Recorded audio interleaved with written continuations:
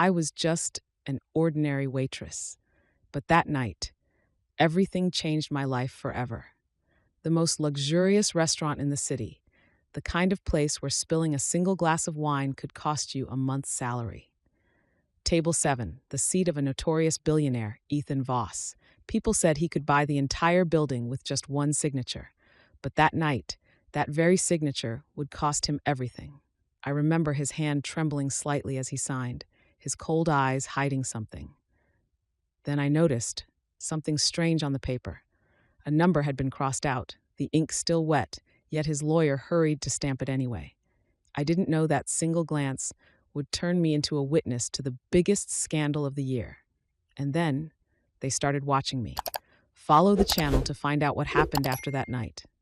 Since that night, I couldn't stop thinking about that contract. A piece of paper that looked ordinary, yet sent chills down my spine every time I remembered it. The next morning, Ethan Voss booked a table again.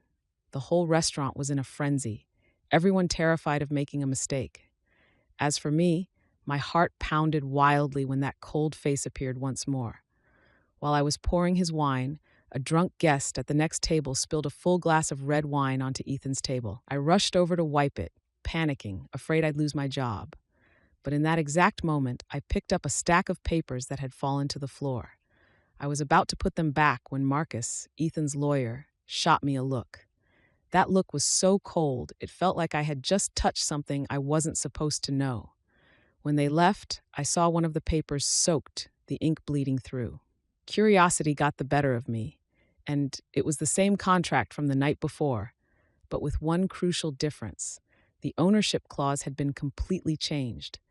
One version said Ethan is the sole owner, but the other said shares divided equally among 3 parties. I was so shocked I could barely believe my eyes. Why were there 2 different versions of the same contract? Who was deceiving whom in this billion-dollar game? I slipped the copy into my apron. My heart was pounding so hard I thought it might explode. Marcus came back, saying they had forgotten something important. He smiled, but it wasn't a friendly smile. I told him I hadn't seen anything, and in that moment I knew I'd just made the biggest mistake of my life. That night, someone was waiting outside my apartment. A black car, parked silently, tinted windows, no license plate. As soon as I stepped outside, the engine started and the car drove off. I could feel eyes on me, watching, following. What about you? If you were me, would you keep that paper or throw it away and pretend you'd never seen it? I didn't know then, but everything was only just beginning. I was about to throw that contract away for good, but something inside me wouldn't let me. It felt like, if I ignored it, someone else would pay the price for my silence. I kept it hidden in a small drawer at home, a place only I knew about. The next morning, I went to work as usual, pretending everything was fine. But the moment I walked into the restaurant, I saw Marcus talking to the manager. His eyes flicked toward me, sharp like a knife cutting straight through my chest. We just want to make sure no one's touched Mr. Voss's important documents. His tone was calm, but every word dropped heavy like stone. I forced a smile and said I was just doing my job. But as he turned away, I caught Marcus whispering into his phone. No one can find out about the mistake in Clause 9. If it leaks, Ethan loses everything. I froze. A mistake? Clause 9? That was the exact section that had been changed between the 2 contracts. I didn't know what they were hiding, but it was enough to destroy an empire. After my shift, I checked my phone and saw an anonymous text. Stay quiet if you want to live. My hands went cold. Someone knew I had seen that contract. Someone was watching me. Every glance around me suddenly felt like a threat. That night, I heard knocking at my door. 3 short knocks, 1 long. When I opened it, no one was there, only an envelope on the floor. Inside was a photo of me standing behind the restaurant's trash bin, the exact moment I picked up the contract. Who took this? When? My body trembled. This wasn't curiosity anymore. This was danger. What was I supposed to do? Hand it over and hope they'd leave me alone? Or hold on to it and risk everything? A waitress like me, how could I possibly go up against billionaires and their lawyers? But then I realized, maybe I was the only one willing to speak the truth. When I opened the contract again that night, I saw someone had replaced the first page. On it Written in messy, jagged handwriting were just 3 words: "We are watching." I couldn't sleep after seeing that paper. The 3 words, "We are watching," kept looping in my head like a curse. I checked the hallway camera, but the memory card was empty. Someone had wiped every bit of footage. I went to work with trembling hands. Marcus was at the restaurant again, this time with Ethan.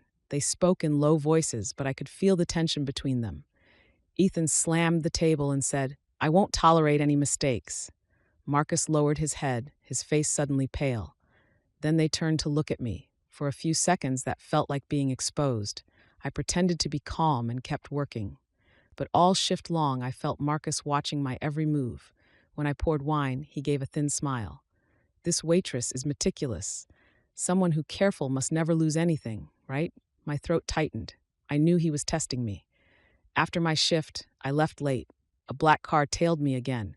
I cut into a narrow alley, took a detour, but I could still hear the tires grinding behind me. I ran, my heart about to burst. By the time I reached home, the car had vanished. But when I opened the door, everything inside had been turned over. The drawer where I hid the contract was empty. I was stunned. Someone had broken in, but they left another envelope on the table. Inside was a blank check with the words, "Stay silent, and this number is yours." I looked at the check with shaking hands. What's the price of silence? A month's wages? A year? Or a lifetime?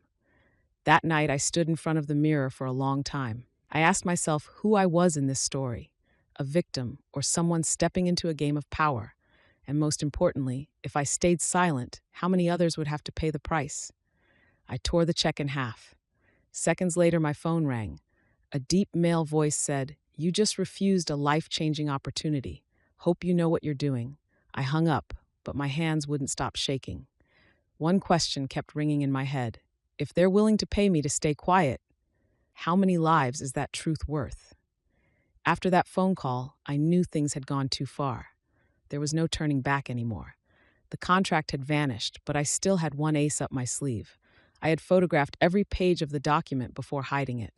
I didn't know why I did it. Maybe instinct, maybe fear. I uploaded the copies to an anonymous cloud drive only I could access. Then I sent a backup link to Clara, my closest coworker at the restaurant. I told her, "If anything happens to me, open it and give it to the police." She looked at me like I'd lost my mind. But I wasn't joking. It felt like I was living in a movie, and any scene could be the last one. 3 days later, Ethan Voss came back to the restaurant. He wasn't with Marcus this time. He came alone. Still wearing that perfect black suit, still with those icy eyes, but there was something different about him. He looked at me longer than usual. As I poured his wine, he asked quietly, "Do you believe in coincidences?" I gave a faint smile. "No, especially not when someone tries to create them." Ethan chuckled softly, but that smile sent a chill down my spine. I couldn't tell if he was testing me or warning me. Then he said, "If someone happens to pick up something that isn't theirs, returning it isn't always the safest choice." I pretended not to understand, but it was clear. He knew. He knew I still had what he was looking for. That night, Clara called me. She was panicking, saying a strange man had come to the restaurant parking lot asking about me. A guy in a suit, claiming to be Mr. Voss's representative. I knew immediately. They had found my trail. I turned on my laptop and checked the cloud drive. Someone had just tried and failed to log in 3 times. I froze. I knew from that moment on, I wasn't just a witness. I was the one holding a secret that could destroy an empire. And the worst part was, they knew it too. If you're watching this video, don't forget to subscribe, because next, I'll tell you how I faced them and survived. I thought I was being clever when I backed up that contract, but I forgot one thing. When you're holding the secret of a powerful man, you're never really the one in control. 3 days later, Ethan Voss sent an invitation, a private dinner, at the very restaurant where it all began. I didn't know if it was a coincidence or a carefully crafted trap. Clara begged me not to go, but curiosity kills reason. Part of me wanted to understand why he invited me. Another part wanted to look directly into the eyes of the man who turned my life upside down. I wore a simple black dress and arrived on time. The restaurant was silent, cleared out as if it existed only for the two of us. Ethan was already there. 2 glasses of wine poured. He smiled. "You're punctual. I like people who keep their word," I replied, "and I don't like people who pretend to be kind." The air froze instantly. Marcus stepped out from the shadows. That's when I realized this wasn't dinner, it was an interrogation. Ethan set down his glass. "I think you're holding something that belongs to me." I said nothing, just stared at him. Marcus cut in. "You have no idea who you're playing with, Lily." I smiled faintly. "Wrong. I know exactly who." I placed my phone on the table. "Anything that happens to me tonight, the contract copy goes straight to the police." Ethan stared at me for a long moment, then laughed. "Smart. But do you really think you've won?" I didn't answer. All I wanted was to get out of there as fast as possible. But the moment I stepped outside, 2 unfamiliar men were waiting by the door. It was clearer than ever. I wasn't invited to dinner. I was summoned. I ran, heart pounding. A voice shouted behind me, "Lily, we're not done yet." I didn't look back, because I knew this wasn't just about a contract anymore. It had become a war between power and survival, and I, the little waitress, had just declared war on a billionaire. Who do you think will win? After that night, I disappeared from the restaurant. No one saw me. No one heard from me. I knew if I stayed, they wouldn't let me live in peace. But running didn't mean I was safe. My phone was hacked. My email showed strange logins. Every time I stepped outside, I felt someone walking right behind me. I lived in a cheap rented room with no windows, only a dim yellow light. Every night I read the contract again, trying to understand why one clause was worth killing over. And then I discovered it. The clause wasn't just wrong. It was proof of an illegal share transfer that could strip Ethan of control over his entire company. Marcus had changed the numbers, turning Ethan from the primary heir into a bound co-owner, which meant Ethan's own lawyer was the traitor. I wanted to stay silent. But then I saw the news. Hundreds of employees from the Voss Group were fired overnight. No reason, no compensation, all under the phrase internal issues. I realized that if I kept quiet, others would pay the price instead. So I sent the contract to an anonymous journalist contact that Clara once knew. A day later, the story exploded. Voss Group faces allegations of forged contracts and internal conflict. The whole city went wild. Ethan's stock dropped 30% in just 24 hours. I saw his face on the news, calm, cold, but his eyes seemed to be searching for me through the screen. I thought I did the right thing. But then I received a strange email. No subject, no message, just a single photo. Me and Clara standing together in the restaurant kitchen. Underneath it read, "You exposed the secret. Now your friend will pay the price." I rushed to Clara's apartment, but it was sealed off. The neighbors said she'd been arrested for possession of stolen data. I froze. All I wanted was to help, but I dragged her straight into the storm. And worse, now Ethan knew exactly who I was. I thought I held the truth in my hands, but I didn't realize the truth itself was the thing slowly strangling me. I thought I was ready to face everything after the leak, but facing it was nothing like I imagined. One afternoon, my phone rang, an unknown number. The voice on the other end was low, cold as ice. "Meet me at the cafe on the corner. 14 minutes. I knew it was Ethan. I knew I shouldn't go, but I went. I needed to look into the eyes of the man who had destroyed so many lives. The cafe was almost empty, the light faint and yellow, the perfect stage for a fateful conversation. Ethan was already there, holding a cup of coffee. His eyes weren't as cold as they looked on TV. They seemed tired, even wounded. He said my name, and my heart pounded like the first time I saw him at the restaurant. He looked straight at me. "Why did you do it?" I took a deep breath. I told him about the people who were fired, about Clara, about the photo left at my door. I told him I didn't want money. I wanted justice. Ethan listened, his face unreadable. Then he smiled, a strange, broken smile. "You think you saved someone?" Without hesitation, I said, "I saved the innocent." He closed his eyes for a moment, then opened them like a man waking from a long dream. "Marcus did this without telling me," he whispered. "You said the law was on your side." I replied quietly. If he was telling the truth, the story was far more twisted than I thought. Then he asked something that froze my blood. "Do you really think you're safe?" I glanced around, feeling invisible eyes watching me from every corner. Ethan stood, stepped closer, and said, "I need your help." I was stunned. The man I once tried to expose was now asking me to be his ally. He said Marcus had betrayed him, that he needed evidence to bring him down without destroying his reputation. And he wanted me, the woman who leaked the copy, to work with him. I let out a dry laugh, barely believing the situation I was in. Was this another trap? Or was this my only chance to save Clara and everyone else? Ethan slid an envelope across the table.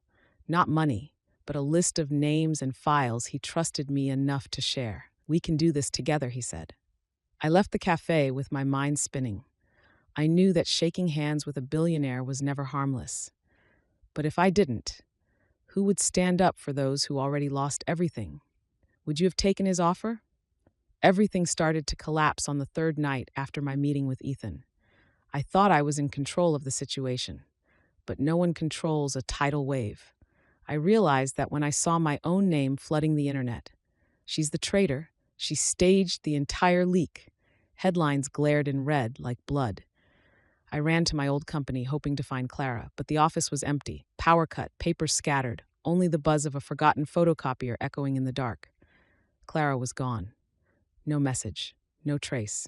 I called Ethan, but his phone was off. Everything had vanished, leaving me alone in the ashes of the fire I'd started. Then an email arrived, a video file. I opened it and saw myself, sitting in the cafe, talking to Ethan. A hidden camera in the wall. Every word I said had been recorded, edited, twisted, making me look like the mastermind behind it all. Below it, a single line: "You chose the wrong side." My whole body trembled. Marcus. It had to be Marcus. I rushed to Ethan's apartment. The door was wide open, the place ransacked, papers everywhere, shattered glass, and in the middle of the room, his laptop still glowing. On the screen, an unsent message read, "If I disappear, don't trust anyone but her." I froze. Was he talking about me? Outside, a car screeched to a stop. Two men in suits stepped out, one holding a briefcase, the other with an earpiece. I understood. They were here for me. I escaped through the back door, running down the narrow alley as footsteps closed in. The city was cold that night. Neon lights smeared like streaks of blood on wet pavement. Every street felt like a dead end. I no longer knew who was an ally, who was a traitor. All I knew was that one more mistake, and I'd never have the chance to tell this story again. Now I'm hiding in an abandoned warehouse near the docks, writing everything down, sending each part online one by one. If you're hearing this, it means I'm still alive. Or at least, I was. This story isn't over. But before the next chapter drops, subscribe so you don't miss the final truth. Because what's coming after the collapse will turn everything you thought you knew upside down. I woke up to the sound of waves crashing against wooden walls. I didn't remember how I got there. All I knew was that the warehouse from the night before had burned down, and someone had pulled me out before the fire consumed everything.